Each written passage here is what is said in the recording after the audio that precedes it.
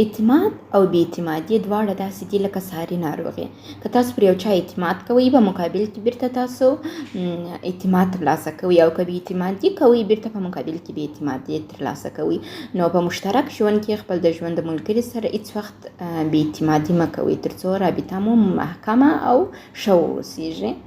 او دوهمه خبره ښځو ته ده، او بخصوصا هغه ښځو ته چې اوسنۍ زمانې څخه دي او اوسنۍ فکر لري.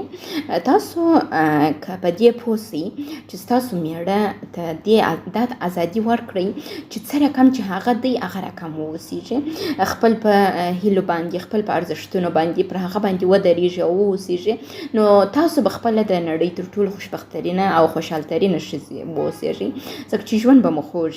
او که کوشش کوئ چې خپل میړه خپل په خوښه جوړ کړئ، نو بیا هغه ډیر کنټرول کړئ، دا بیا ستاسو لپاره سخت کیږي او ژوند مو سختیو ته ځي. او دریمه موضوع دا ده چې دا نارینه داسې دي، مثلا څه رقم چې دوی دي، که د دوی سره هغه رقم رویه وکړې نو ګرد عمر به هغه رقم پاتې سي. او که چیرته غواړې ستا هسبند ستا میړه تغییر وکړي، نو بیا ته داسې وکړه د هغه سره دا رقم رویه شروع کړه د هغه رقم شخص په توګه چې ته غواړې دی واوسیږي. مثلا ته غواړې چې دی ډېر باادبه واوسیږي ستا سره، ستا بې احترامي ونه کړي، تا ته احترام پرېږدي، نو ته ده ته احترام پرېږده، ته د بې احترامي مه کوه، ته د سره په هره خبره کې صحیح توګه ځه، حوصله کوه، نو بیا په مقابل کې دی بیرته ستا سره همداسې کېږي. نو دا ښه طریقه ده د نارینو د جوړولو او اصلاح کولو دپاره.